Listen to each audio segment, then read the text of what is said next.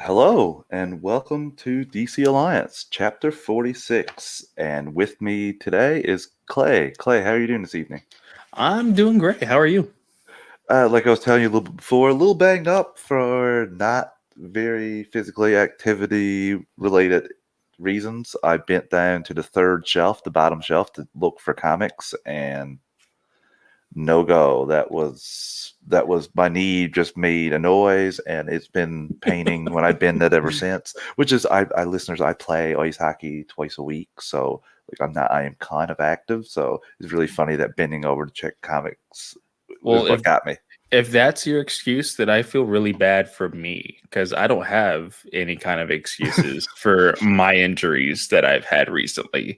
Um, I said this over our group chat a while ago. I was literally just walking my dog, and then I was walking up the stairs, and then all of a sudden, didn't twist an ankle, didn't do anything. My foot went flat onto the next step, like any normal foot would. And then there was an immediate pain that went right at my joint in the ankle and all the way up my leg. And I was just like, oh, I don't know what that was. That doesn't feel right. And then I just told you right before we went on air, I have this baby gate for my puppy.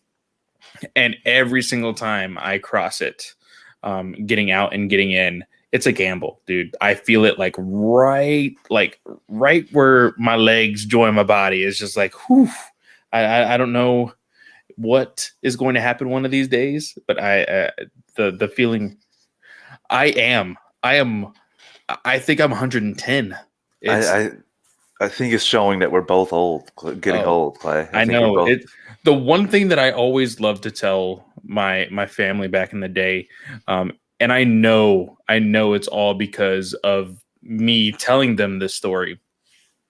I used to have a best metabolism, like in my mind. I was thin, like I could eat like a freaking dumpster, and like nothing would affect my body. As soon as I turned 25, went straight downhill. Oh, Yep, yeah. right downhill, and I am really paying for it.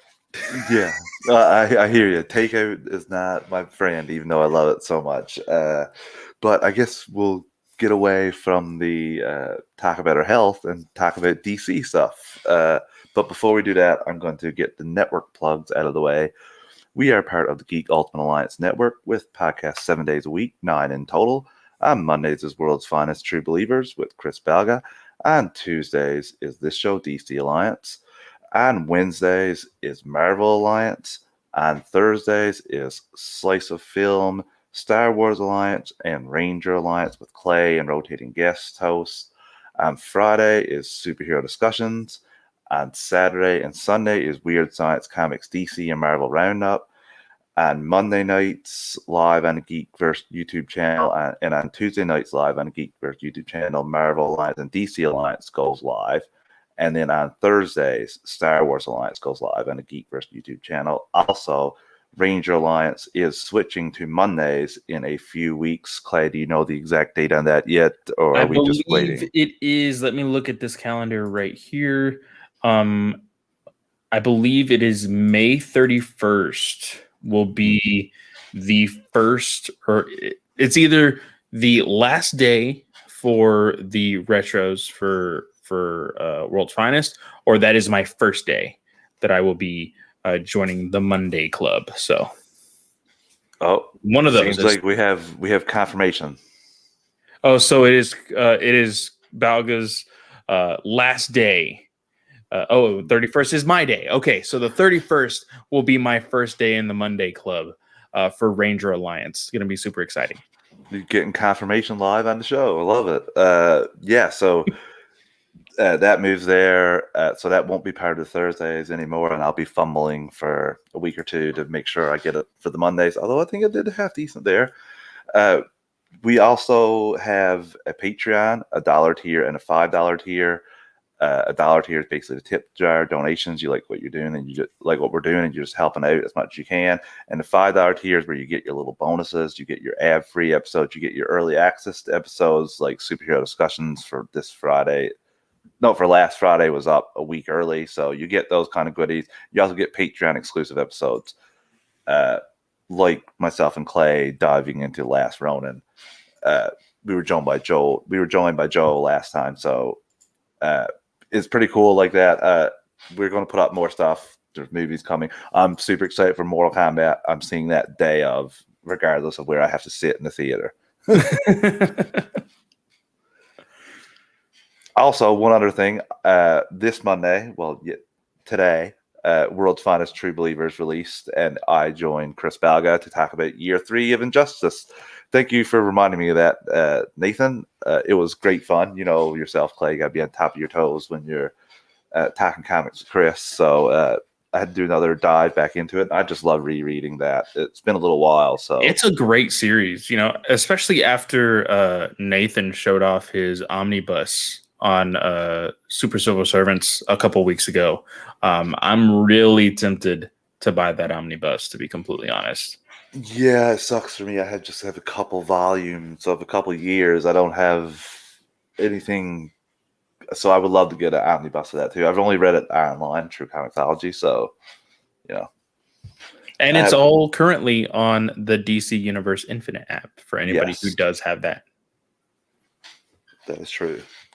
It's open worldwide too now, so I don't have to complain about that DC app anymore. So that is. So, and listeners, we may be taking a break next week for 1 week. I have finals coming up. Going to be swamped. My hardest final, the most difficult final is on Monday, and then I have the second most difficult the following day. So it's going to be tough for me to plan it and set up the show. So, but I am working on a maybe fill-in / cover that could be out of left field. So maybe tune in. You will get confirmation, or we will let you know earlier if we're not having an episode. But there may be some special hosts being set up right now as we speak. That'll be fun. That's all I'll say about that for the time being.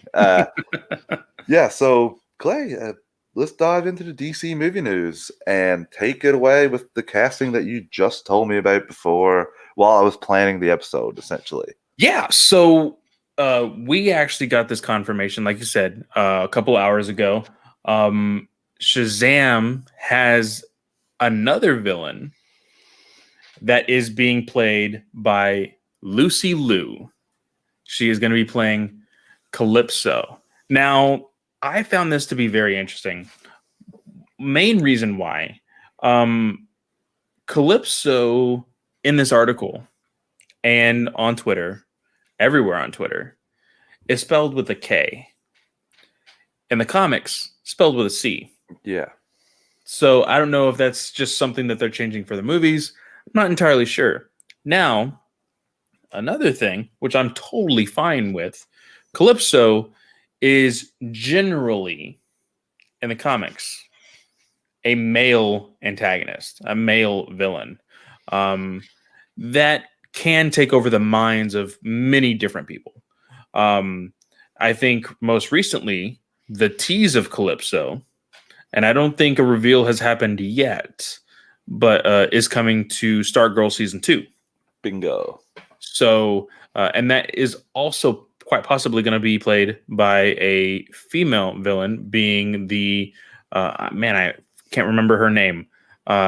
She was in the show. She's the one that found the Calypso crystal. I can't remember her name either, but she's Dragon Dude's daughter.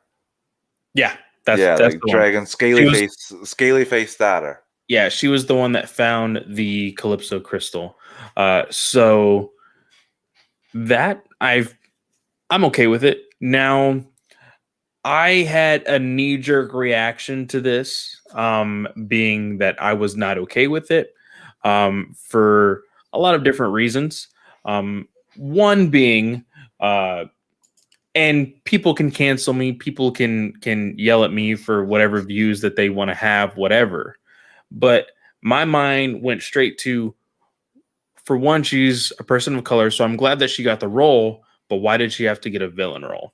And not only that, she is Asian. I don't know if she's Asian American, but she is Asian. And most recently, unfortunately, there has been a lot of Asian hate Yeah. throughout everywhere, not just in America, but everywhere. No, here in And Canada. so Yeah. that I was just like, kind of like I said, I had a knee jerk reaction. For the most part, though, a lot of people are loving this. A lot of people love Lucy Liu. I personally, as a kid, was probably one of my first crushes. I knew her from the technically second rendition of Charlie's Angels live action. Yeah. And then I can't remember if she was on Shanghai Night or Shanghai Noon, but she was one of those. She played Jackie Chan's sister. I think no. I think it might have Night. been Night, which Yeah. is I the think second Night one. was the second one. Yeah. Yeah. And she played the sister of Jackie Chan. Okay. That was my first interaction with that actress, with Lucy Liu. And I know she's recently been in things like Elementary on, I believe, was CBS. I honestly don't know if I've seen her in a whole lot of other stuff, to be completely honest. I can't remember seeing her in much besides Charlie's Angels. I know I've seen her in a couple things. I'm pretty sure she was in I a mean, Bond movie too. she I want to say. she was in Kill Bill. That's So, one. That's yeah, another that's true. one. And I think The but World Is Not Enough. I think that's the Bond movie she was in. she also played the voice of, I can't remember which animal character, but she played a part in Kung Fu Panda as well. Ooh, I actually enjoy that movie. Yeah. Yeah, it's very interesting. It's cool because, like you said, the first thing I thought of was Stargirl, Calypso showing up in that. And to your point, I hadn't thought about that with the whole ramifications of what's going on right now, because that's a very good point. Hopefully, and perhaps where it's Calypso, like the villain, we're not going to like, she's not going to look like Calypso very much. Like, it'll be more sort of a CG sort of thing, and just her voice is what will be the most like standoutish of her features.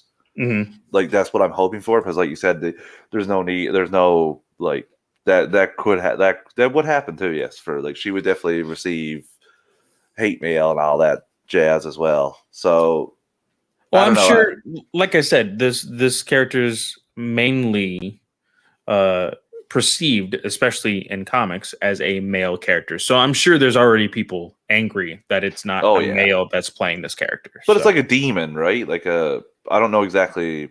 An entity. It's Yeah. more along the lines of, like, I'm trying to think of somebody similar that is more mainstream or more well known.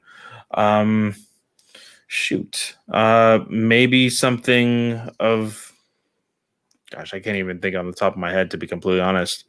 Yeah, but I think, just like with the Ancient One in Doctor Strange, that stuff. As long as you tell me the story, good story, that's fine.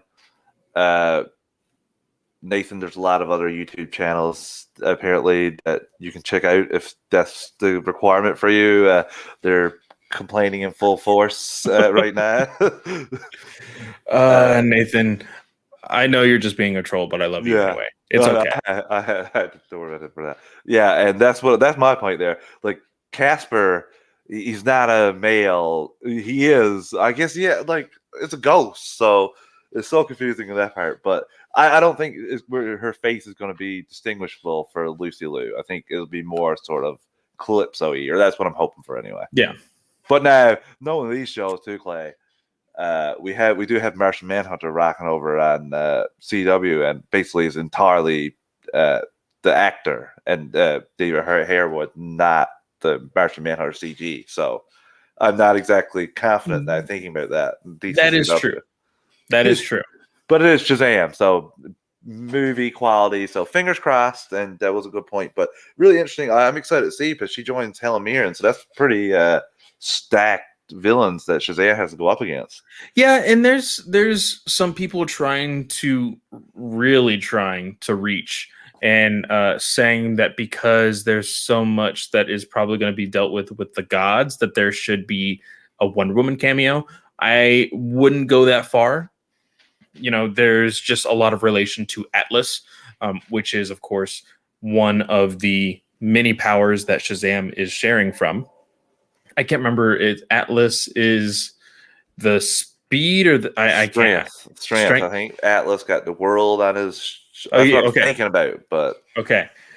So, like I said, it's all of that stuff is technically can be related to Wonder Woman. I just don't know because Shazam was pretty big on it being a low budget film. yeah, Adding a star like Gal Gadot will be like that is way too big of star power, and your budget then goes through the roof for Shazam. Now, Helen Mirren and Lucy Liu, they're already like jam packed. So adding somebody like Gal Gadot, I think might be a little too much. yeah. I'm more concerned with calling into the Rock, if I'm being honest with you, and Black Adam. Yeah.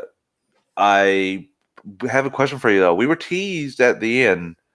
I'm blanking on the character's name, but the Caterpillar. Yeah. You think we're still gonna? Is that gonna be the main player for this? Mr. Mind, I Yeah, think is his name. that's right. That's right. I think he's still in play. Yeah, Now this all depends on what exactly DC slash WB slash Warner Media slash AT&T wants to do with the DC IP. yeah. There's many rumors that Flashpoint is going to be resetting everything. So is it really worth it to set anything up in any of these movies that won't really be able to pay off in the future? Who knows? But I think it is safe to say that that Mr. Mind would be still in play because that was, I mean, other than technically, quote unquote, the pre-credit scene of Slade and Lex, Mr. Mind is the only post-credit scene in any of the DCEU. That's true too. Well, besides Aquaman, sorry, I'll give you guys that one. And if we're being super technical, something from the epilogue would have landed in a post-credit scene if this was 4 years. So, yeah, but yeah, officially, the only post-credit scene.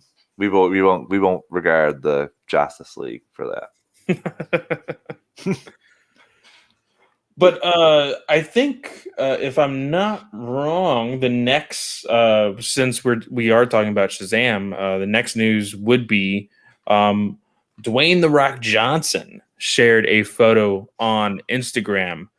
History in the making.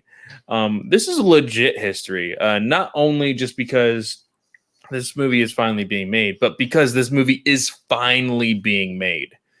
The Rock was rumored and I believe casted in 2007. You're right, Clay. There were pictures circulating of him in a meeting with Jeff Johns and somebody else. And there was a picture that came out of that meeting of them. And he was very excited then. And we've been waiting for about 13 years, basically, for them to get into production, which is crazy. Yeah.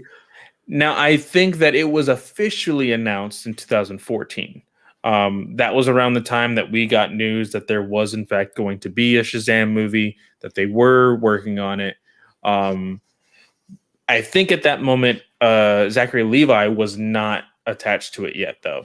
So I still think it's great that we got the villain before we got the hero in that little story there.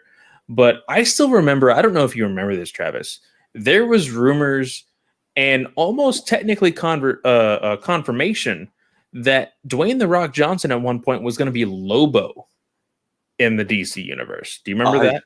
I don't remember that. The only thing I remember about Lobo was people wanted Jason Momoa, and that's what he thought he was going to be reading for. So there's been a lot of things with Lobo. Recently, we got him actually live action in Krypton. Yeah. But back in the day, I remember it blew up because I think what it was is The Rock was at a Hollywood party, and he had a few too many drinks, and he opened his mouth about this movie called Lobo.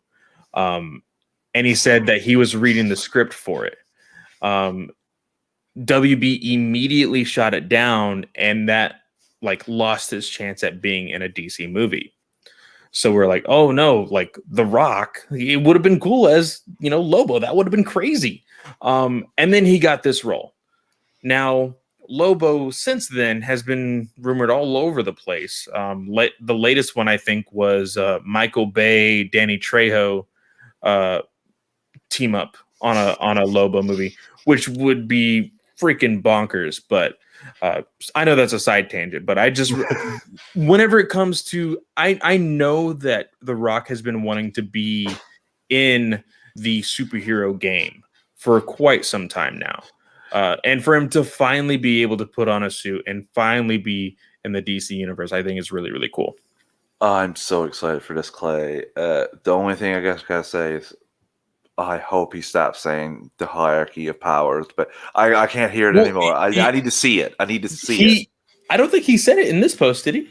He loves to say it, the hierarchy of powers changing, and I'm just like, Rock, get a better catchphrase now. Of all the people that know catchphrases, there's only for me, and this is tinfoil hat time.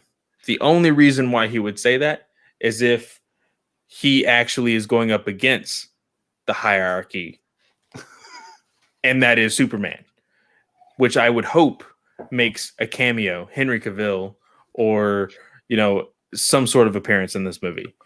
Again, tinfoil hat, but we'll see where it goes. If I was planning to, Clay, I would have Superman show up either at the end of this movie or in the next movie when Shazam's actually facing The Rock, because they're both going to have their separate movies here now.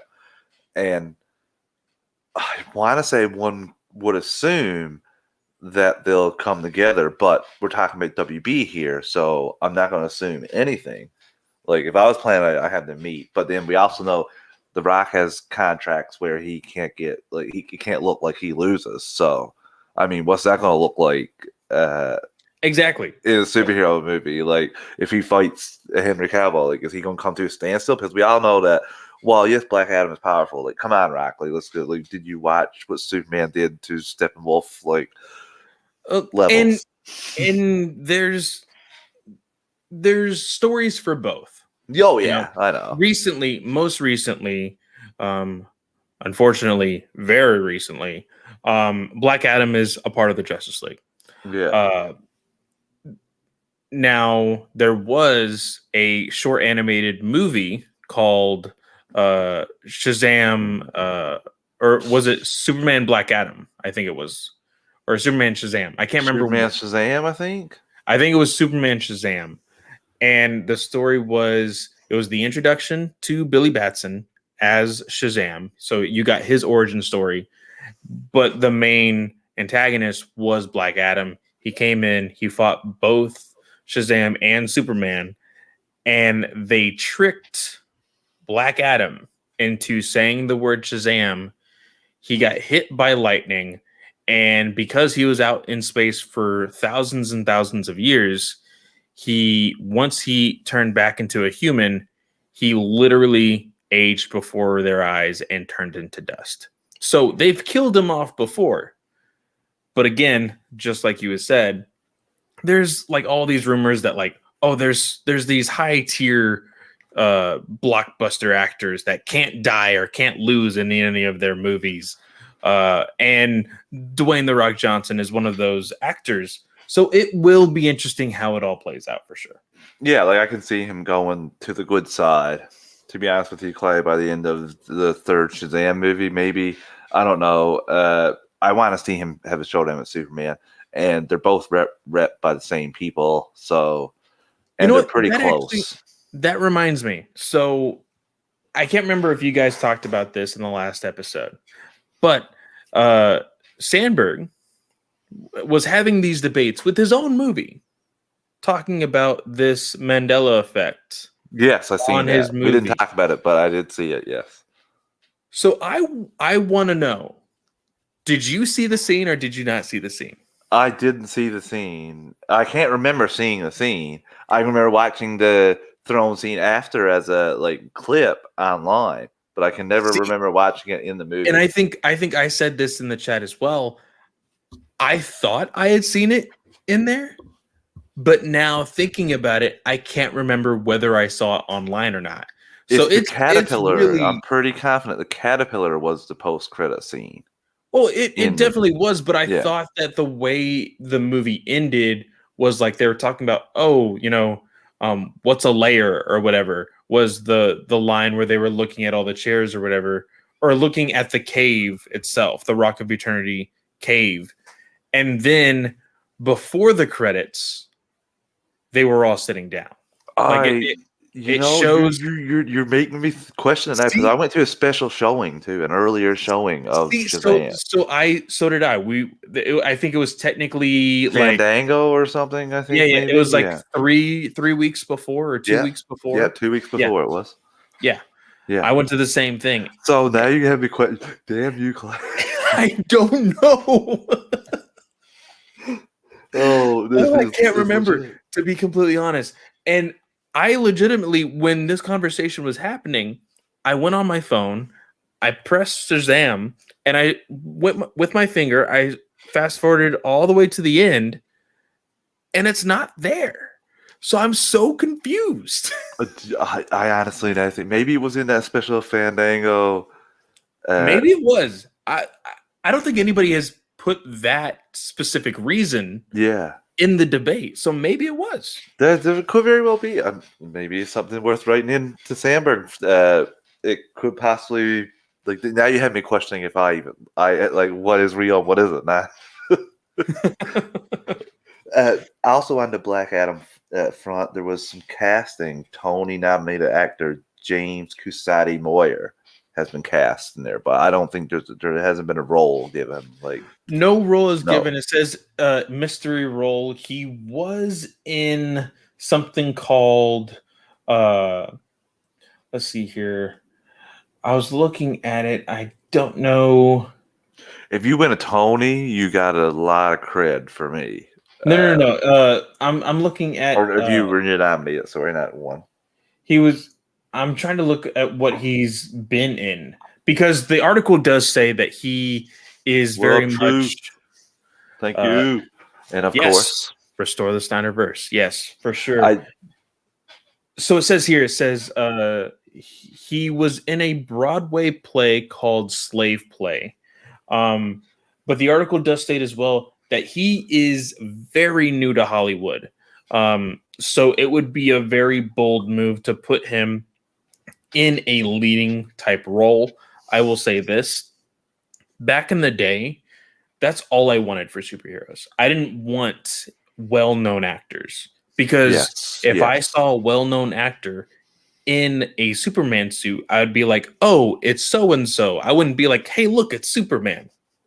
That for me, the only thing I saw Henry in before he was Superman was the movie Immortals. And the only reason why I saw Immortals was because of the trailer for Man of Steel. So I didn't even know Henry whatsoever until he donned that suit Oh, for Superman. same. I don't think I've seen him in anything before that role. So couldn't agree more with you there. I'm kind of like that way too. Like you said, like going with unknown. Just even for example, Stargirl, the show. I Yeah. like that. It's all unknown. Like you said, I don't like. Although there are some cases, like Ben Affleck, for example, as Batman, I don't look at him and think of Daredevil or any of his other iconic roles. Honestly, I think that, and that doesn't happen too often. You're right. Like sometimes you look at a actor like Willem Dafoe. It's hard sometimes to look at him and not think Norman Osborn and Green Goblin. First thing Yep. that comes to mind sometimes. And like when he was talking to Arthur, looks up with the face. I'm just like, okay, Norman, chill out a little tiny bit here. So I understand what you say here. So I'm excited. I hope that it isn't a hero or villain, but it could be just a minor part here too. Like we got to slow our roll here on what it could be. That's what you know. Yeah, for sure. Another thing that just came out today that was pretty cool for me anyway that I thought was Snotter collaborator John DJ Desjardins will be the VFX supervisor for the Flash movie. So if tinfoil hat back on. Uh, they had to have at least liked what he did with the Flash stuff. Funnily enough, they didn't want it in the movie. So, Visually speaking, I totally agree. They must have seen something here and said, "Hey, they're onto something. Let's work with it." Now, that doesn't mean that we're going to be getting these exact same effects. So I no. think everybody should at least have a little bit of salt on this. Um, I'm excited. I I personally would love to see Ezra Miller's Flash the exact same way he was in Zack Snyder's Justice League. I am 100, like almost one. I would say I am 98.9% sure they're going to change his lightning. Yeah, I was just about that. You took the words right out of my mouth, Clay. I was like, are they going to give him the Flash TV show Lightning, or because I think they're going to get him yellow lightning. To be honest, I really hope not, because I think it's cool, especially if you want to have Grant show up in this movie as his Flash. I think it's a good way to distinguish them. But like you said, it very well. I was thinking that it could be changed just to get further away from Zack Snyder, even though you're using the character that he. But this is a greater point, because while I really like Patty as a director, I think not having the same stunt guy that they had running Wonder Woman, who was Zack's stunt guy, Damon Caro, I think not having him was a terrible mistake for you take like for the movie. You're taking like the best things he's given, like the actors, and keeping them in roles. I don't know why you wouldn't keep some of the people, just have them, if you want to, like direct it differently, or told to do things a little differently. It's like it's the phrase like they're trying to strike gold again, or trying to mimic lightning in a bottle. If it's not broken, don't fix it. That's Yes. the easiest thing. Now, of course, I completely understand the point of, hey, we need to create newer jobs for newer people. We need to give other people chances to create movies, to create these effects, to create sound, whatever. I completely understand that. But if there is a finite ideal for a certain aspect in a movie that you're like, hey, we got that locked down, keep it. It's not that hard.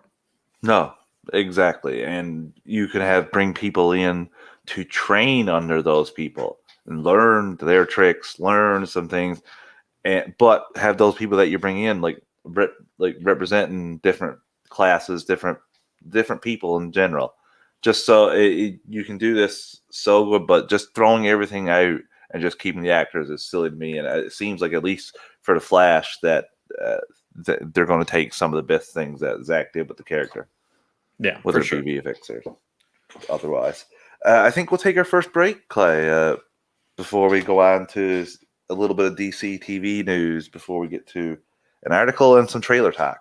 So, listeners, these ads help support the network. We don't pick what ads they are or how loud they will be. So, we'll give you a quick 3 count to turn down the volume, and we'll be right back.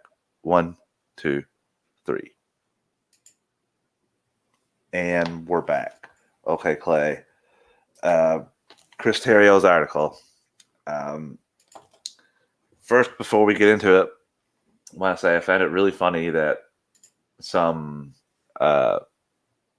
failed writers, I guess we'll call them, or screenplay people, quote tweeting this and saying, like, this is how Hollywood works, and making fun of him and saying how stupid he is, considering he was talking about in the article going through depression with this crap for the last 3 years, of people like piling on him. And then, of course, when you say, hey, dude, maybe you shouldn't be doing that, like this, just the dude was talking about a lot of serious stuff in this article. Maybe just, if you don't have nothing good to say, don't say anything at all. And of course, you're attacking me. You're attacking me. You're attacking me. So I just found it funny before we jump into the article that Terrio, like Chris says here, gives 0. And I'm starting to give 0 with this crap I'm starting to see. No, I totally understand. And although the article title is very clickbaity, It tells the complete truth. Justice League screenwriter Chris Terrio is super pissed off. Now, Yeah. what people don't really realize and or remember is Chris Terrio is just keeping a promise. He said in the press junket, press tour of The Rise of Skywalker, hey, I have some things to say about Justice League. Can't say them now, but I'll let you know when I can. And he has fulfilled that promise. It seems like the NDAs have expired and everyone's coming everyone's coming home to roost because I'm with you here. He spilled the tea. He let people know. But if you're behind the scenes like us, if you're paying attention, you know a, a nice bit of this, but a lot more. Just get it all from Terrio as well is a lot better. I don't know how people, like you said, one thing that really stuck out to me was the point he made about people holding up the line of Lois saying like, I'm not a woman, I'm a journalist, and saying he doesn't know how to write women or journalists because of it. And it just I can't imagine having to hear that all the time. That's just uh, annoying, stupid, frustrating, because I love that line. I thought it worked really well. And he had a couple other points about like when you take out 30, if you took 30 minutes out of Argo, it wouldn't make any sense. And people would say how lazy it was and all that. And same things were said about BVS. So I thought it was a great point. What we need to remember is that the people that are complaining about Chris Terrio, they're hypocrites, because you get a Lois Lane in comics that, just like Chris Terrio, gives no Fs and will do whatever she can for a story. Ethically. Yeah. She will do whatever she can for a story. In animated series, what did she most of the time do with Lex? Put him in his place. Oh my God, she was a very strong character. Every single time. So once we get a live action Lois Lane that doesn't have brunette hair, everybody's like, oh, she's not Lois Lane. Oh, Lois Lane wouldn't say that. Oh, Lois Lane wouldn't do this. Oh, just because they don't get their short skirt, brunette, like falling head over heels for Superman, Lois Lane. We get a badass Lois Lane, and they're like, oh, that can't happen. Why are women standing up to men? That wouldn't happen. It's just so frustrating to see that kind of stuff. I was blown away when he had to go to like a presentation for all the not even studio execs, like the financing people, the money behind it, and they had to basically do song and dance, essentially detailing the movie, and had to listen to people say, this is how you write Batman. And I would wager, if I'm a gambling man, so I'd throw $50 down to that Steve Mnuchin that was saying that. Telling him for sure, 100%. You're telling an Oscar-winning writer how to write that character. It's just like, well, no, and here's the best part. The best part of the entire interview is Terrio wasn't even on the project to begin with. Your writer / actor / award-winning director, Ben Affleck, was like, hey, this looks kind of weird. Can you rewrite it? And he was like, sure. Chris Terrio did not have to be a part of this film, which I know a lot of people will be like, well, then he should have never been a part of this film. He's friends with Ben Affleck. And when Ben Affleck says, hey, can you give this a rewrite? Basically handing him a job. You're going to take it. Well, essentially, Clay, I don't know for sure, but I am assuming that he was the one that brought brought. Uh, I'm trying to think now. He's the one that brought Terrio in to do Argo. I would imagine if I was a betting man. Probably, yeah, most So likely. he gave him his most important project. So if Ben asked you, "Can you punch up this?" I'm not sure about it. Of course, you're going to say yes, like you said. Yeah. Loyalty, and seems like he had the same thing with Zach after going through BVS. And people got to realize too that the first script was written by Goyer. Yes. So this is Yes. the stuff that Terrio's trying to change, and he said too that if he disagreed with Zach, he would talk to him, and like a good collaborative director would be like, "Oh, okay, yeah, that's cool, that makes sense," and work around instead of saying, "It sounds like you're trying to give me notes." I don't take notes from anybody, not even Robert Downey Jr. Now, I do want to say this. Goyer said when after the theatrical release of BVS came about, Goyer was in an interview and he said, "Well, if you have Superman and Batman fighting in your second film, your movies aren't really going anywhere." Making comments that like, "Hey, you have your two biggest IPs and they're already fighting in your second film," you know, making an offhand comment about the decisions going on in this movie. Now, Terrio does make the comment that was a WB linchpin in this script. It could not change. Yeah, He could work on almost anything else, but Superman and Batman had to fight in the movie. And oh man, wouldn't that be great if if Robert Downey Jr. found this article? not even found it. Someone asked in his next press junket. Someone said, Hey, "Yeah, so Joss Whedon said that you cannot give him notes on any of the movies that y'all worked on. Is that true?" Oh man, that would be awesome. Now, so, I will tell you this: RDJ is not one for confrontation. Just because he doesn't take any BS from anybody, which is also why I think Whedon is lying.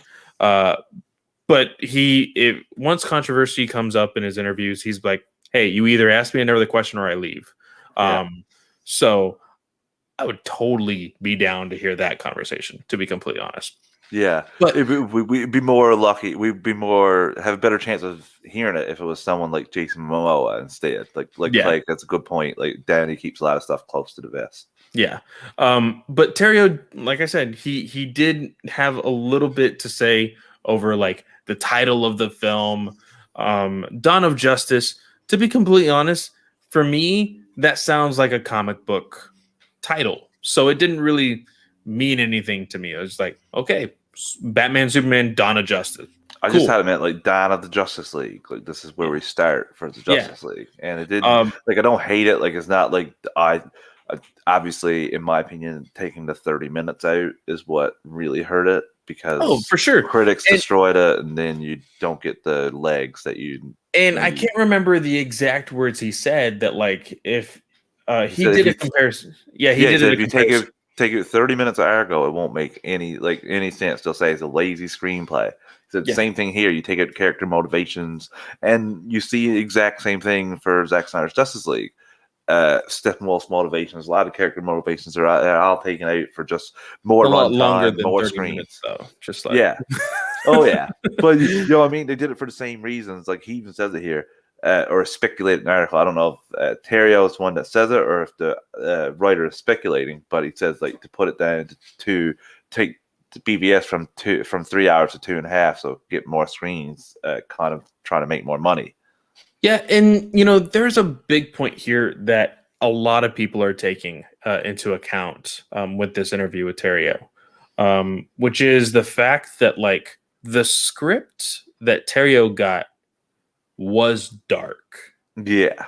And a lot of people always give like I absolutely hate this. This is the one joke that keeps coming and keeps going, and it's beating a dead horse. Everybody always posts those pictures. Any character with a gun, Zack Snyder Spider-Man, Yeah. Zack Snyder, it's every single character who holds a gun. Oh, that's a Zack Snyder movie. Like I've it's seen a so few this stupid. week of the It's Captain so America stupid. guy with the shield, the Walker. John Wall. Yeah, Yeah, John Walker. Zack Snyder's Captain America, or same It thing when he was holding the gun. Zack Snyder's Captain America. I'm like, guys, like you don't have to like his movies. That's completely fine. But I no, it's mean, like, like just Zack Snyder didn't invent gunfighting. He no. didn't invent blood in a movie. Like, no. Like, I'm sorry. Like, So yeah, it's super I annoying. agree with you, and I lose a little respect. I've seen people that like I know are good people, but I just lose a little respect for you when you do that kind of crap. Just like I'm one, I can't stand Superman Returns and can't stand Bryan Singer. You don't see me here every day tweeting, "This is a Bryan Singer movie. This is what a Bryan Singer movie looks like," and I hate Superman Returns. Oh, you like Superman Returns? Let me go into your thing. Oh, I hate Superman Returns. You shouldn't like it. It sucks. Blah blah blah. No, you do. You like it. You love it. More. I don't understand it, but more power to you. And that's what it should be. And seeing that, I've seen that a lot, Clay. What you're Yeah. saying there, and that's kind of Is annoying. it is annoying. But one of the biggest parts that Terrio would like had like the biggest like just pet peeve about in this film was that they were gonna make it to where Batman did not have any character development in this movie whatsoever. He was gonna be dark, broody, and borderline evil from the beginning to the film all the way to the end of the film. They were gonna have him brand Lex Luthor. And Terrio said, hell no. No. Like the whole point of this 5 film arc that Zach wants is for these characters to grow into the characters that we know them to be and love them to be. Batman is in a dark place because 30 years into his career, he's learned that life sucks. People are bad. And he saw the destruction of Metropolis. So that is his motivation to get rid of Superman. But after seeing what Superman sacrificed, he's like, hey, that's good enough for me. Let's save the world. And WB was like, nah, let's just have him kill everybody. And then everybody's like, oh, well, Zach wanted him to kill. Zach wanted him to kill. He's kill, kill, kill. Like, oh, Batman doesn't kill. Batman doesn't kill. Oh, I love Keaton, though. I love Bale.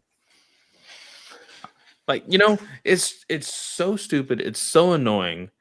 And people just 15-minute read Yeah.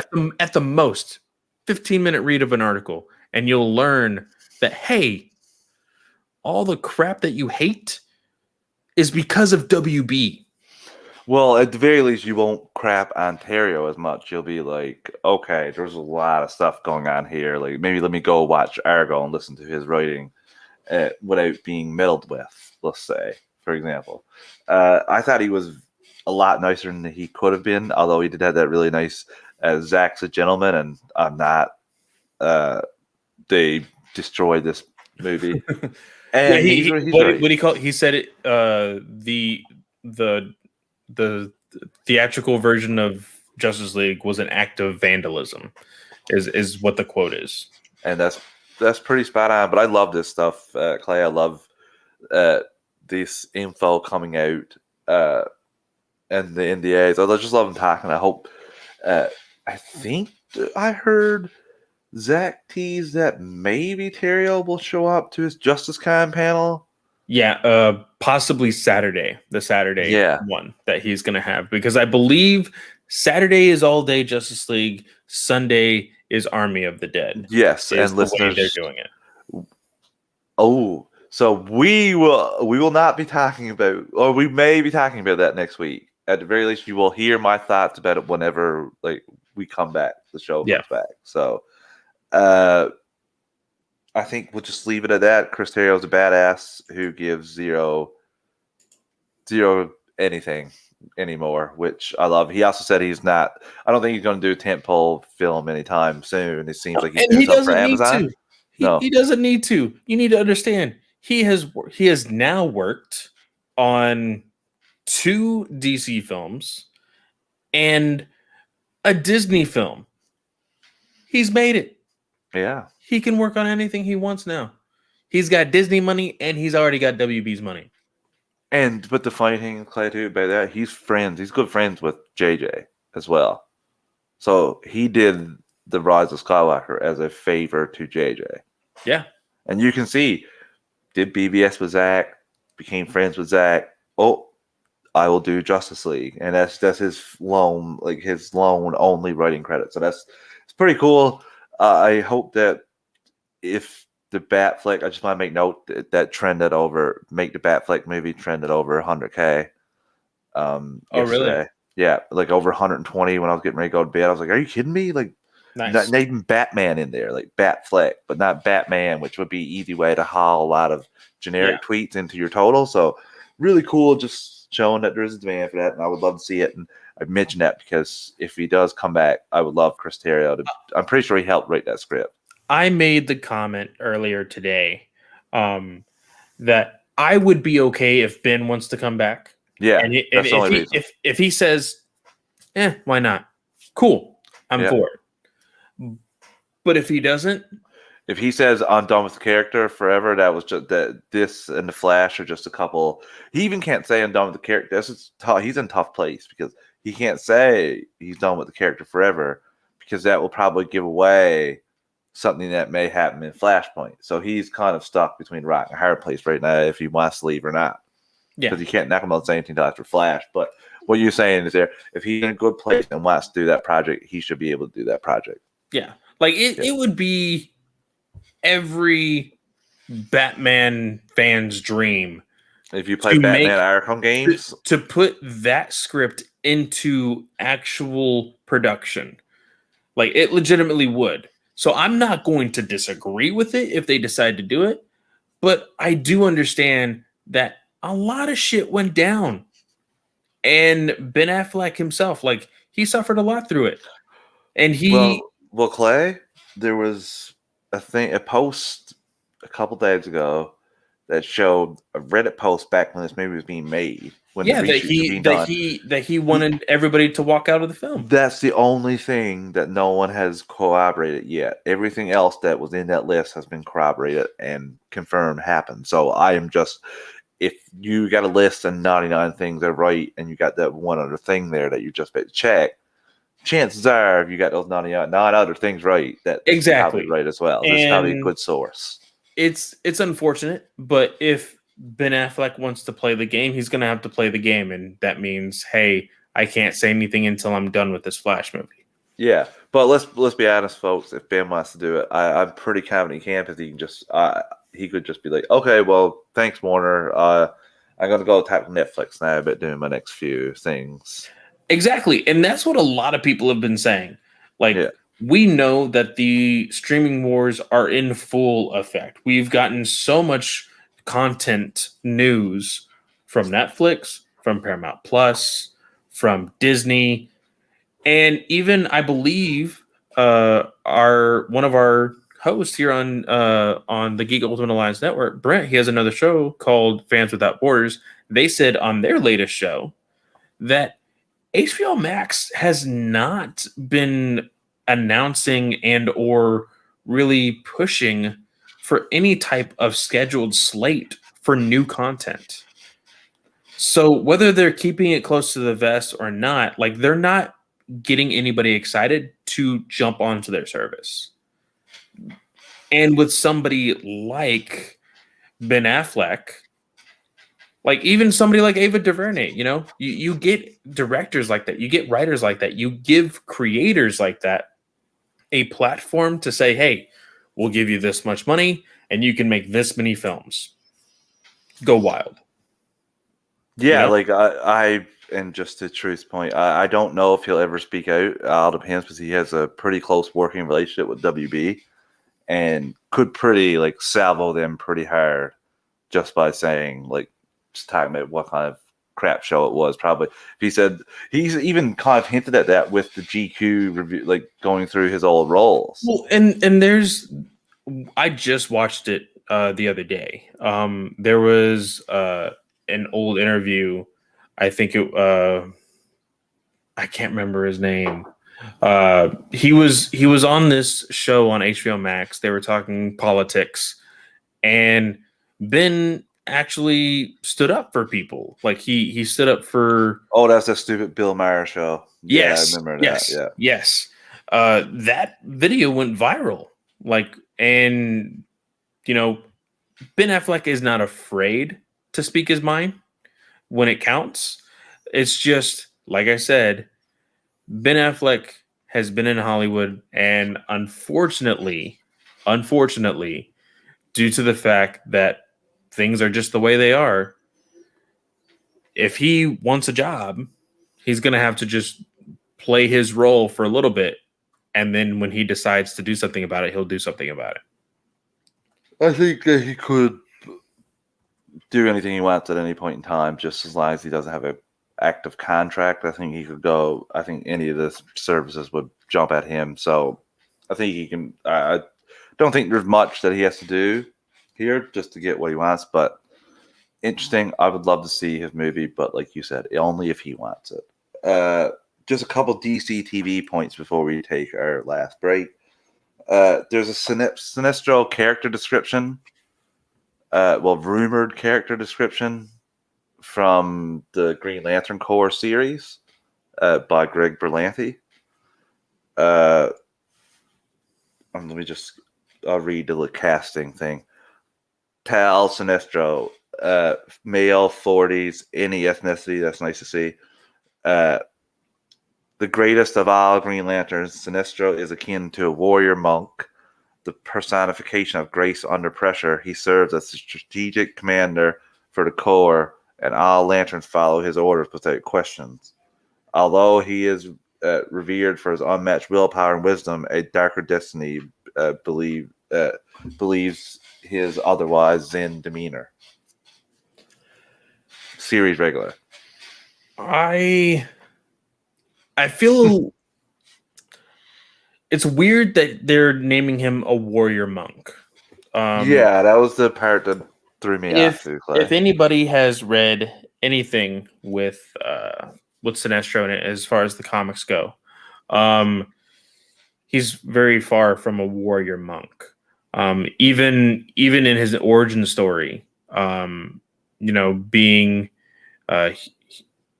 he used the Green Lantern mantle as a way to bring peace to his world, but fear in a very, very dark way.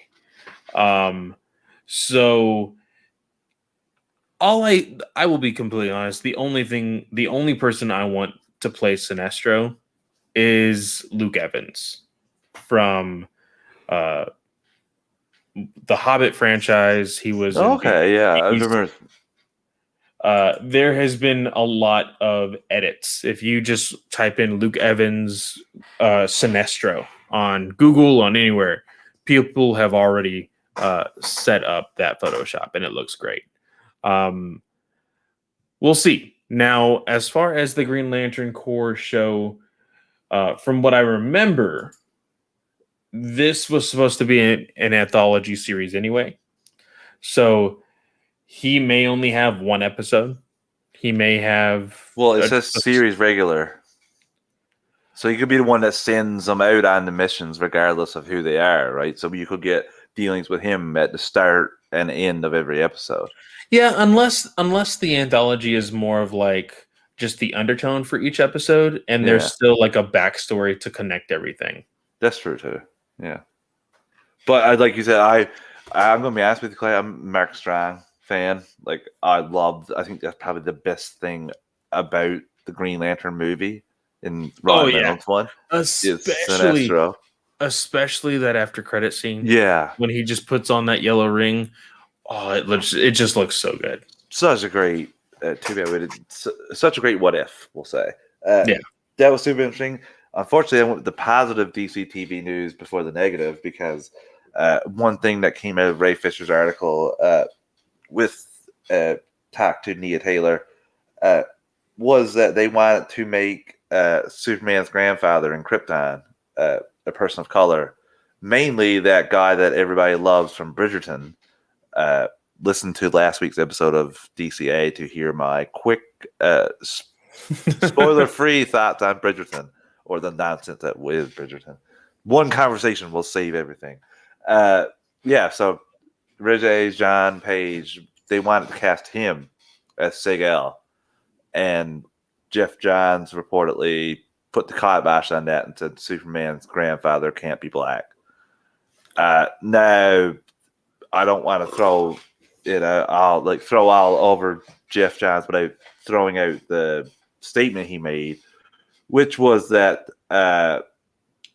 from his, I don't know, PR company or who was representing him, Jeff celebrates and supports LGBTQ characters, including Batwoman, who in 2006 was reintroduced as LGBTQ in a comic co-written by Jeff Johns.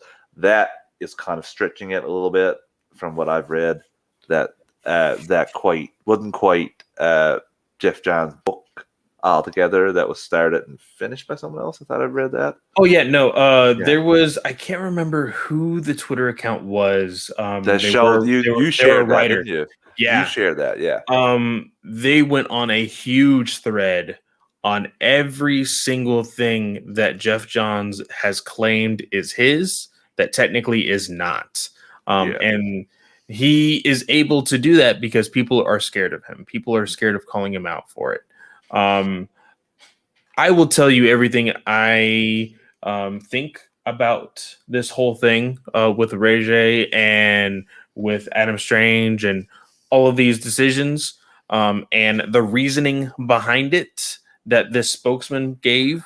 If anybody is watching the YouTube video, BS. The bullhorns, and there is the crap there. BS. I'm going to steal that. I'm going to use that for now because I couldn't agree with you. Clay, they actually made a point to say that he wanted to be identified as Lebanese American.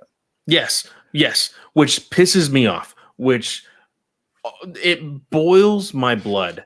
Here is everything that is wrong with the statement that the spokesman gave. One, we wanted it to be in the undertones of Man of Steel. Why isn't the crest the same? Why is there no relation to Man of Steel whatsoever in the fact that only Superman's family is white? Zod is black. Zod, like the present day Zod. That is what I'm saying. That is what I'm saying. And the whole bloodline, like the whole all of it.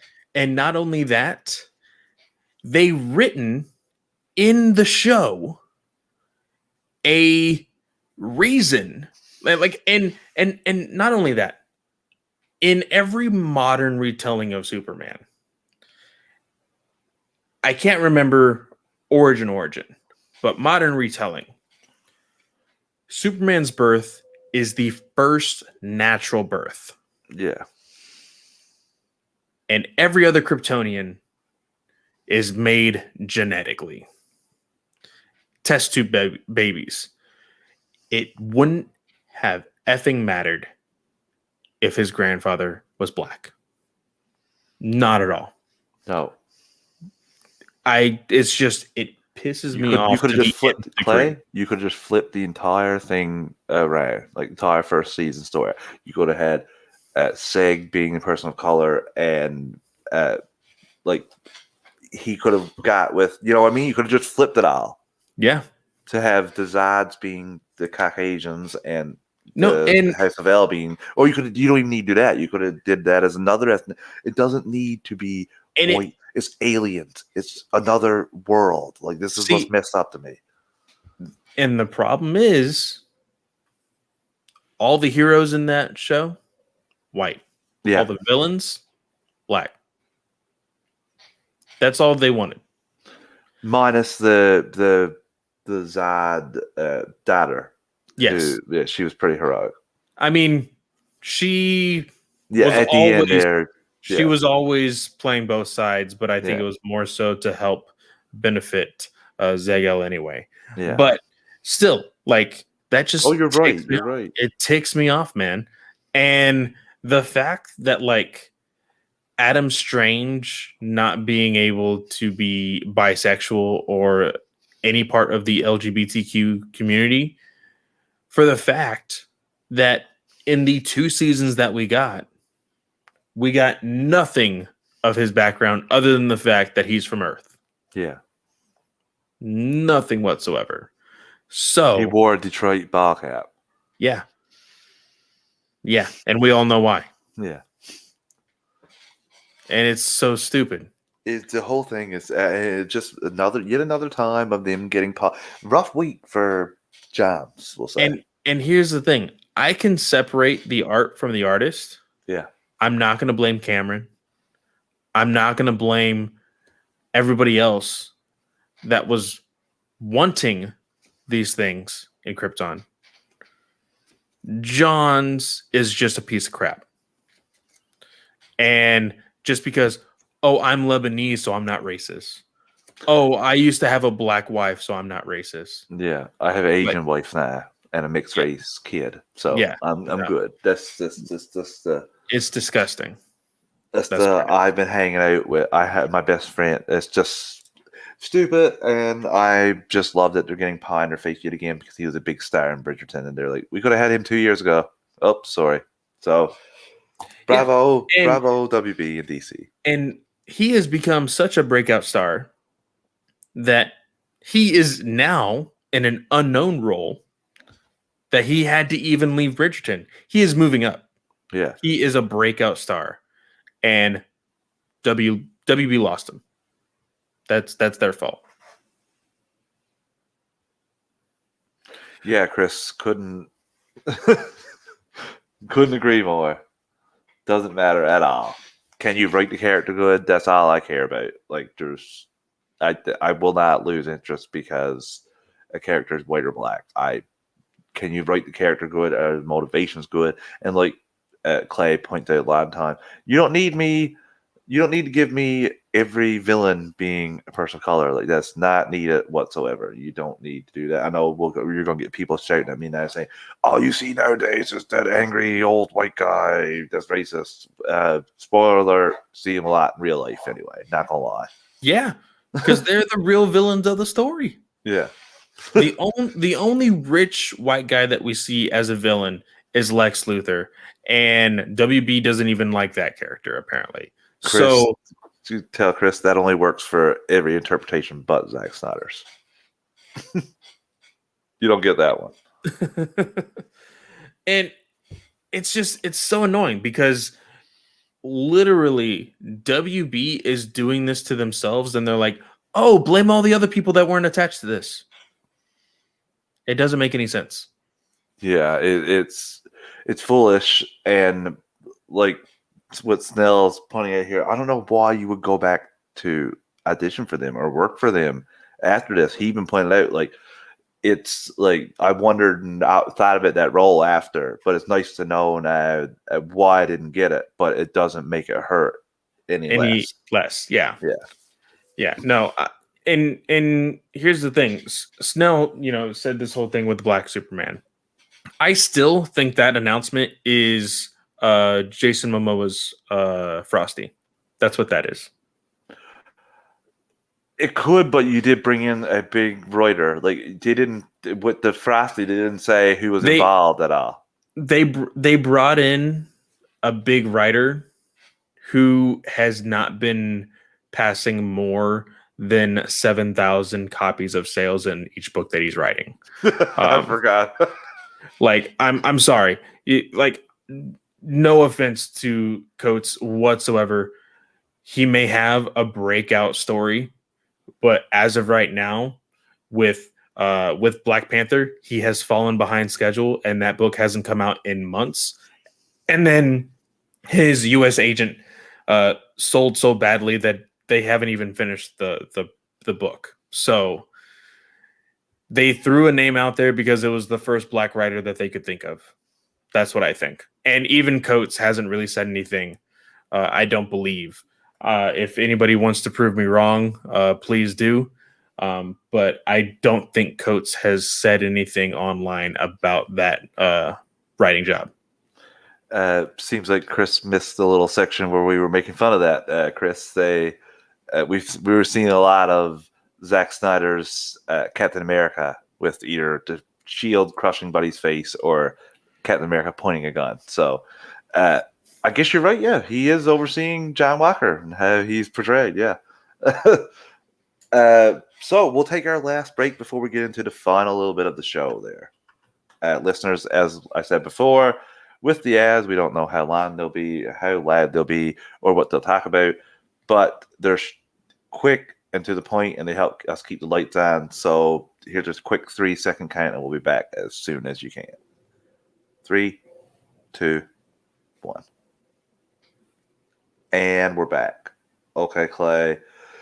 We got to talk about this now because I do host superhero discussions as well, the animated show on the network, and we had a trailer come out for The Long Halloween, and I'm just going to say right off the top, Jensen Ackles nailing the Batman Bruce Wayne voice, like nailing it. That was one of the things for me anyway, nailing it. Very similar to Jason O'Mara. That's what I said. He is very much trying to play Jason Momoa's Batman, which isn't a bad thing. No, I enjoyed it. I wish it was a little bit more distinct, but I didn't want it to go too boyish. So I thought it was. I enjoy it for what. If you were a fan of Jensen Ackles, you will know that is his voice. Yeah. That little twang at the very end of each sentence, you can definitely tell that it's him. I know that he has been a huge fan of the Batman franchise for a very, very long time. I think it's very cool that he went from being Red Hood to being Cosplay. Robin. Yeah. Well, not even cosplay. He played the voice of Red Hood in Under the Red Hood. So being him in the voice sense for Red Hood, he did the cosplay for Red Hood. I think a year ago he did a Batman cosplay as well. He has a photo shoot of that, and now him actually maybe. His Batman was very different in his costume. Yeah. A lot of like different pouches and like the neck guard. It was really, really weird. But I dig this. Now, a lot of people don't like the animation because of the art style. Yes, Chris, I understand that. I will say the only thing I do not like about this art style, I genuinely like the art style for the characters. The only thing that I do not like about this is that the backgrounds are too flat. It looks like the one thing I described it as is, in those old school cartoons where you would see something in the background that was very defined and you were like, that thing is either going to blow up, break, or someone's going to move it. Yeah. And then like 3 seconds later, something happened to that object. That's what the animation looks like. And I wish they would define it a little bit more, but the characters feel too 3D compared to the backgrounds. That's the only problem I have with it. I'm putting this comment back up again because that's how I feel. I'm in Chris's camp. I enjoyed the story of Man of Tomorrow, but this is so similar and it just reminds me of Archer. And I think it's the exact same art style. Yeah, it just reminds me of Archer, the show, and I love Archer, but I want a better quality for my superhero animation, especially the fighting.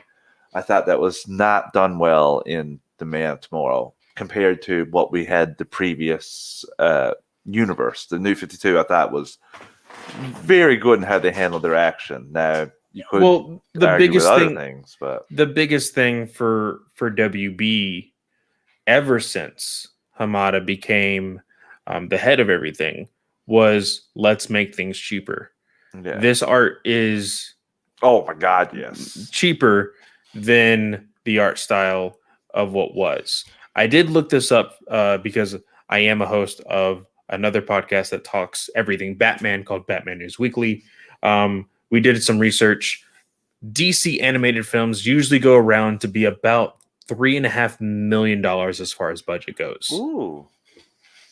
Man of Tomorrow made 3.25 million. They didn't even make their budget. That is of physical sales. Now, digital sales could have gotten them to that point of being able to make a profit. Very much Yeah. could have. I couldn't find any digital sales, to be completely honest. Now, what would now you? I can actually have this conversation with you. You're a fan of some anime, Yes. specifically something of like a Dragon Ball Z.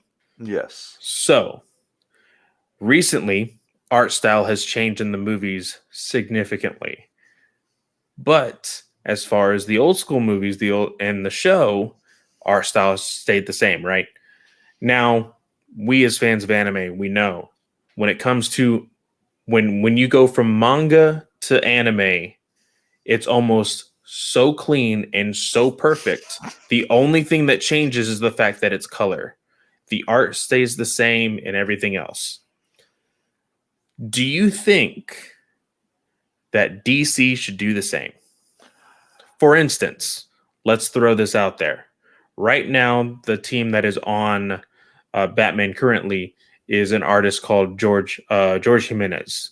Yeah. Oh yeah. He has been on a lot of things recently. Most recently, Batman, like I said, but he was with Scott Snyder on Justice League. He did Supergirl and Rebirth. He has done numerous things. He actually got his first job in DC Comics with an issue of Smallville season 11.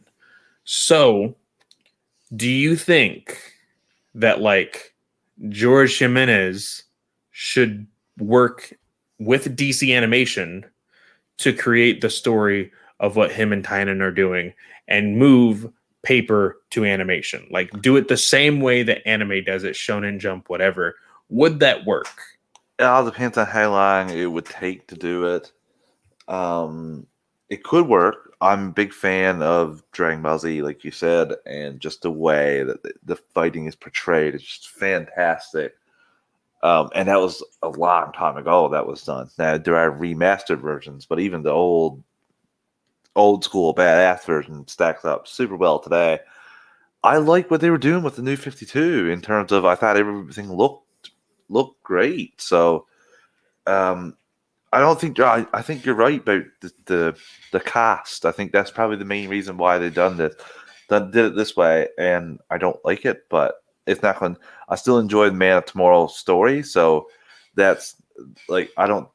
I mean, regardless, animation. So Because here's I understand that not every DC animated movie can be Into the Spider-Verse, but once you see Into the Spider-Verse, you got to say, "Hey, we got to up our animation." there's no going back. Then, yeah, Like we have seen animation evolve dramatically just in the last 5 years. oh my god, yes, You need to do something more with it. You need to draw your audience in. For instance, there's an animated show of Aquaman and Mira coming to HBO Max. I am not going to touch that thing with a 10-foot pole. yeah. I say I caught a little preview of the images. Yeah, hard pass, hard pass. And the reason why that is a cheap animation. Do you know how I know it's a cheap animation? Because everybody saw the success of a very cheap show called Adventure Time. And they're like, hey, they got really successful. Let's do it on our shows. And after that, we saw things like freaking Thundercats that got rebooted and that animation. Yeah, Never seen anything other than the screen test for it. After that, every show, every cartoon on Nickelodeon, on Cartoon Network, on Disney, they all have at least 2 shows with that animation. see what you're saying. I agree with, and also I think if you're doing any adaptations, you should be hauling the artists that did the drawings if you can, and do it that way. Like go Exactly. directly. Long Yeah. Halloween, you should be going to Tim Seeley and saying, Yeah. hey, can you work with our animators to see how close we can get this to your art? Because what really frustrates me, Clay, is having it uniformly. Like, why do you have to have Man of Tomorrow's be just like Justice Societies, be just like Long Halloween? Well, Why can't you have the them be reason separate? I'll tell you the reason. This is their way of saying, hey, all of these three films are connected. Yeah, All well, three that's of what they'll these, tell us. But yes, you and I both know they're going to be the main reason they're doing is they're probably going to get pushed 3 of these movies out at the same time to the animators, and it's going to be cheaper. That's essentially why they're doing this. Because they can tell us continuity. But for example, Man of Tomorrow does nothing but show one little picture of Batman, like shooting, like grappling. So, and I guess you can set it up like that, but it just be full. It's really foolish. And this is the couple things about this. First off, part one and part two being so far separated is a little frustrating. But this part PG-13 to R, like, what do you think about that switch? Now, I can't remember anything off the top of my head that the ending of that movie would cause for a rated R like rating for part two. Now, I may be, eating my own foot later when this actually comes out and I reread the book. Now, to also, there has been heavy rumors that the Batman, Matt Reeves' movie, is semi based off of The Long Halloween as well, and that movie is rated R. So there may be legitimate reason for it. But as of right now, I don't really remember anything that would be like, oh crap, this needs to be rated R. No, not with the Because animation we've seen in the past. because you're telling me now, I understand people parent whatever way they want to. I'm not going to tell you how to raise your children. But you're telling me, hey, son, you can watch this movie, but you can't know how it ends. Like, that makes no sense whatsoever. Like, to tell me that, like, hey, I can get my family to watch one film, but because another part of my family that watched the first film doesn't like rated R movies, they're not going to know the full story. It doesn't make any sense. There's a lot of disingenuous. Like, if you don't have to watch it. You don't have to watch it. If you want it rated R, and it's not, maybe once they put out the second part, maybe you'll get both parts rated R, or maybe they'll do that. But like I said, that's not. I'm very scared that they're going to hush it, where they completely change a couple things. But it's not about doing that. It's about teasing and making the listeners think that you're going to do a strict adaptation. That's what they did with Hush. They made us think for a year that they were doing Hush. That's what they said. Hush. We're doing Hush. We're doing the iconic story Hush. And then you change a big gigantic thing about that.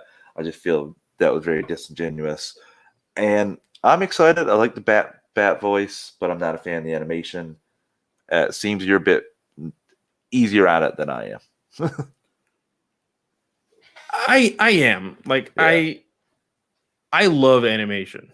It's one of the reasons why I'm going to school to be an audio engineer. I love what it takes to make literally like a drawing come to life. I love animation. I absolutely love it. And I'm going to give it a shot. I always give these a shot. I unfortunately gave Solo the Dragon a shot and I lost $20. That's just, you got to take the gamble when it comes to this stuff. The cast is stacked. I love the cast. Now, I want to make sure I get her name correct. Long Halloween. I want to give a shout out to Mario Robles from back then. It was called, I can't even remember what his website was called now, but it's took that. But they broke the story for this 2 years ago in 2018 and broke the cast list for it as well that we're just getting today. So even though you're wrong about Armie Hammer being Batman, you're right on this one. So Naya Rivera, Yeah. If anybody remembers this actress, she recently passed away. Yeah. She was Glee. on Glee. She unfortunately drowned. Um, she was apparently able to record all of her lines For both um, parts. for both parts in this film. So it will be complete with her in it. We have Troy Baker reprising his role as the Joker as he did in Arkham Origins in the video game. Josh Duhamel, I think that's how you pronounce his last name. Uh, freaking Dupont, I think. uh, I think, yeah. Dumel or Duhamel or Dupont. Dupont, I think. D-U-P. Is that what you're saying? D-U, it's Duhamel. Oh, God. Oh, yeah, that's Josh Duhamel from... Dumel, yeah. yeah, from Transformers. Transformers, yeah. He's going to be in Jupiter's Legacy on Netflix. Listeners, he did a 5 or 6 seasons of a show. And I can't remember. That was before Transformers. It was in Las Vegas, and I can't remember what the show was called. If you guys, if any, I think it had something to do with It was casino. Like he was in charge of casino. Las Vegas. Thank you. No, was it Las Vegas? I'm going to trust you on that, Chris. You never steered me around before, so yeah, it was called Las Vegas. It was Las Vegas. He played Danny McCoy. Wow. That's where I've seen him from. Yeah, it was a long time ago. It was a long time that ago. being on cable when I was still in maybe high school. Wow. Now I have to see if it's on any streaming service because I would totally watch that again. But yeah, like this cast is stacked. I'm super excited to see it. But as far as I need to see how they're going to connect it. Yeah, if it even connects, who knows? Like they just might be using, like you said, this could be just a cast thing. This could be.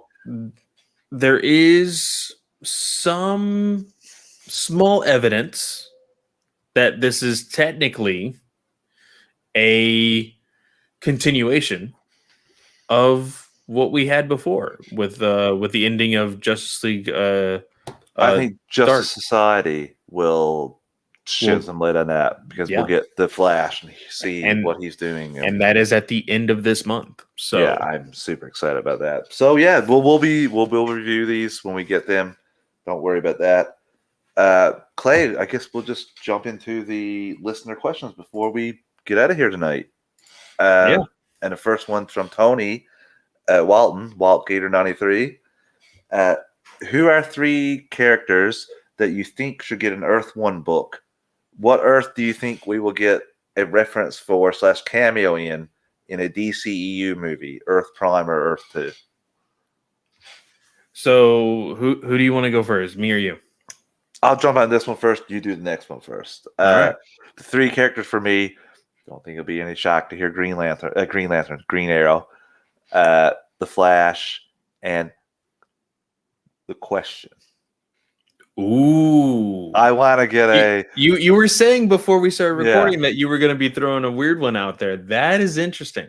I want to see how everything ends up where we get it to end up to, and maybe a different take on it as well. So yeah, those would be my 3. And as for what Earth do you think will get a cameo reference for movie, the Flash is connecting Earth Prime to the DCEU. We're going to get the path.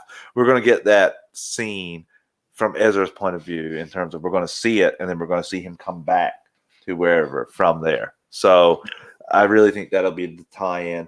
But technically, we've already had reference, not reference, but I wonder if the Batman or Stargirl, will reference the Batman on the same Earth. But as of right now, they're both on the same Earth. Same Earth, yeah. Oh my gosh, DC. I mean, WB doesn't know what they're doing. No. But for my answer, who are 3 characters that you would think should get an Earth 1 book? Now, I will tell you, my favorite Earth 1 book is, in fact, Superman Earth 1, Volume 1. Now, I will say the entire volume, Volumes 1, 2, and 3, are a great story. The reason why I love it is because it's completely different than anything I've ever read when it comes to Superman's origin. Clark legitimately said, hey, you know what? I'm going to go to Metropolis and I'm going to do what I want. He tries out for baseball. He tries out for football. He becomes like a world renowned scientist and solving all these different things. Like he does everything that more people would say is unethical for a Superman character to do. And he just does it. I love it. It's great. I absolutely love that take. MSJ, Michael Straczynski, is the one who wrote the Superman story. Oh, nice. Really, really great writer. The three that I chose was Flash, Aquaman, and I did at first think Cyborg, but I remembered Cyborg is a part of the Teen Titans on Earth 1. So I had to scrap my Cyborg idea and go with Martian Manhunter. I think telling a completely different origin story, really throwing it out there. Chris, I would 100% jump on that episode of World's Finest True Believers for Superman Earth 1. It's, like I said, one of my favorite Elseworld stories for Superman. But I would really love a really weird, because the Green Lantern stories that just came out, there's a volume 1 and volume 2. It is a completely different Green Lantern story. And I absolutely love it. So putting that kind of world of outer space of the DC universe into something like Mars and Martian Manhunter, I would love to see where it goes. As far as Aquaman, Francis Manapul, who was the writer and artist for Flash in the New 52, he was rumored to be doing an Aquaman one, and they have somehow put it on complete hiatus. So I don't know when we will see that. I could taking a shot in the dark, makes sense to roll that out somewhere close to when Aquaman 2 is coming I out. would hope so. Yeah. I would genuinely hope so. But as far as which Earth will make a cameo in the DCEU, I put Earth 2. And the reason why, I completely forgot about how WB thinks the multiverse works, and I completely forgot and took it out of my mind that they referenced the entire multiverse in the Arrowverse. And I looked at what the DCEU is as far as Man of Steel, Wonder Woman, Batman, all of that stuff. Technically, because these heroes play heavily on the New 52 stories and onward, technically that is Earth Prime. So they've already technically talked about Earth Prime, that just being what they exist in. So the only thing that could be referenced is Earth 2. That's my answer for that. But we did also get a second question. I forgot to write down who it was. John Hazelton. Yes, John asked the question. If any character from the Arrowverse could get a movie, who would it be and what would the plot be? My answer is a goodbye movie to Grant Gustin's The Flash. You mean where he actually potentially may actually like die for real this time? And here is the plot. So, my plot to this movie, imagine it. DCCW is no longer a thing. They're going to start doing all of their DC content on HBO Max. And how else would they start it? They're going to start it with a Grant Gustin $60 million budget movie, just the way HBO Max does it for all of their other stuff. So it would look good. It would be clean. They could be a legitimate writer on there, so it actually makes sense. And the plot of this movie would hitting all the high notes of what the Flash is. But one of the biggest parts is the cameo of Stephen Amell's Spectre. Playing a part, because that was the Brave and the Bold. That was the World's Finest before World's Finest became a thing on the DCCW. And having him kind of walk along this Speed Force road to the end, where Barry, and this is actually a thing, I actually want to share this with you. I wanted to know where it was, so I went ahead and found it here on Secret Origins Annual number 2, right? Right here, it says Barry Allen turns into a lightning bolt, goes back in time, and becomes the lightning bolt that hit his lab. And basically, he's the one that gives himself powers. Yeah, I've read. Yeah, So that's what the story would be. that would be so cool. It would be a time loop that we never see a continuation, because it would just be the very first scene that we saw back in what, 2014, when Grant Gustin's Barry got struck by lightning. 2013 when he appeared on Arrow, the second part. Technically, yeah, technically, but that's how it would just be the greatest hits. There would be confrontation, of course. There would be, villains. He would just be making all the rounds. You would, of course, have to get him to see his mother one more time. But in the end, he would become the lightning bolt that gives him powers.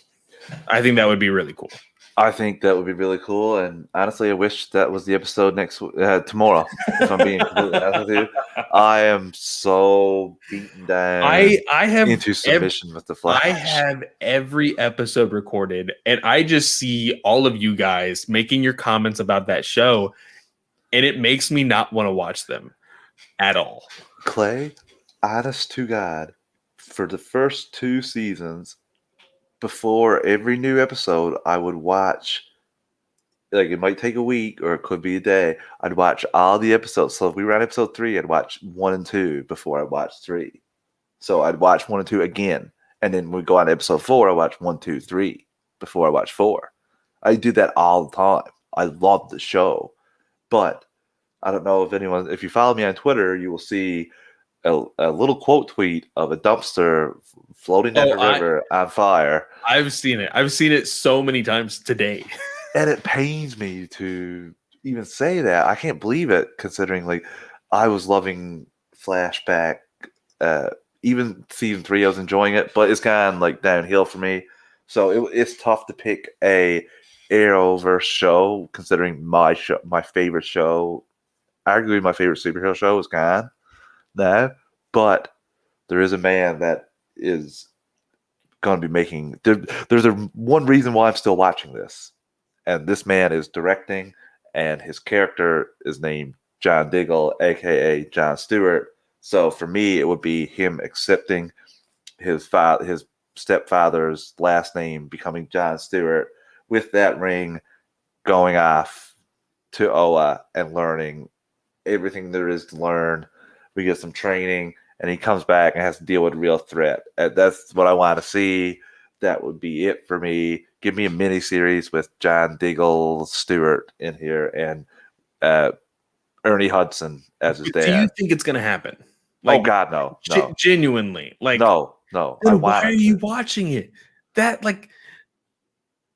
what I'm saying. I'm watching it for David Ramsey after his direct episode is done and his appearance is done. Then stop watching and only watch it when he's on. I'm not gonna be confused. I gotta at least, I want to know. I wouldn't have known about Mecha Vibe if I didn't. Now I will tell you. I still haven't caught up on Batwoman. I haven't caught up on Flash. I just caught up on Superman and Lois. Although I am very upset that Johns is technically attached to it. Technically. Yeah. The show is decent. Now, they do have like this one string of plots that I hope goes somewhere, and that it makes sense, and it just not be the Flash. Like, I don't want it to go down that route already. Yeah, that's the sad thing, Clay, because you can honestly, I rank them 1, 2, 3, 4, 5, 6, 7, but with Arrow, it's not even anywhere near like that. It's it's 2, 5, 1, 8. Well, Like, I just remember I remember watching the first episode of The Flash, the very first like pilot episode. And I remember going onto Twitter afterward and saying, this may be the greatest DCCW show since Smallville. mm, And to it see where was. it's and to see where it's at now is just heartbreaking. I guess I can reveal now. I've probably watched that pilot about 300 times because it fell off the back of the truck 2 months before it aired. It leaked online. The entirety of the episode.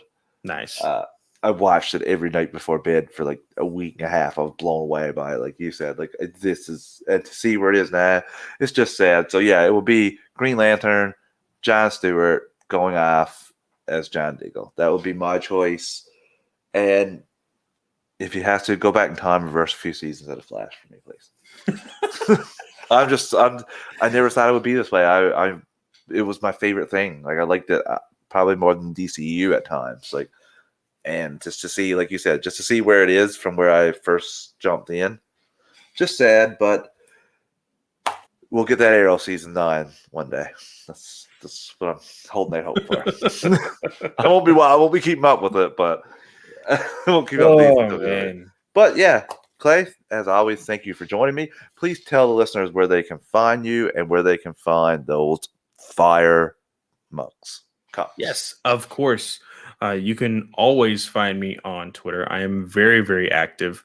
If you go to my Twitter account at FanboyClay, you can see a link tree link there in the bio where you can see all the links to all of my shows, that including Batman News Weekly, Comic Book Legion podcast, the Weird Science of Marvel podcast, and Patreon, and as well as the Ranger Alliance podcast here on the Geek Ultimate Alliance Network. You can also find the link to these gorgeous, there we go, Zack Snyder's Justice League tumblers. I will tell you, I am all out of white and black cups. I do have a plethora of other colors. I will not be restocking. I kind of want to see these trickle out first before I buy any more of the black or white. I know it's a popular color, but these cups can be kind of expensive, unfortunately.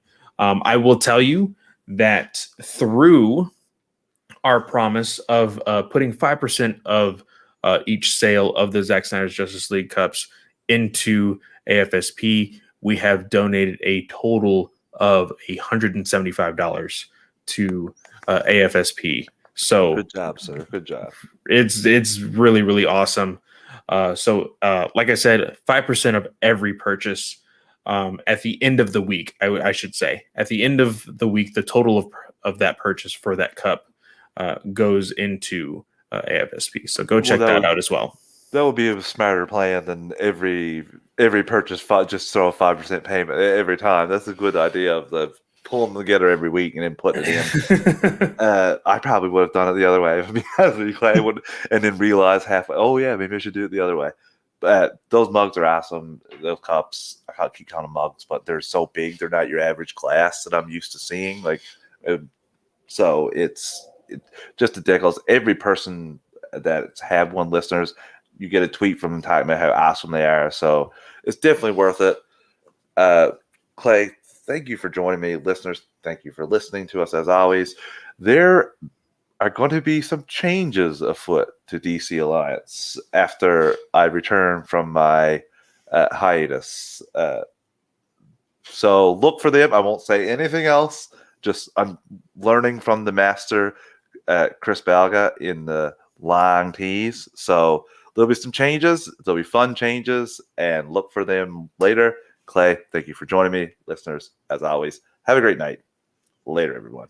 See ya.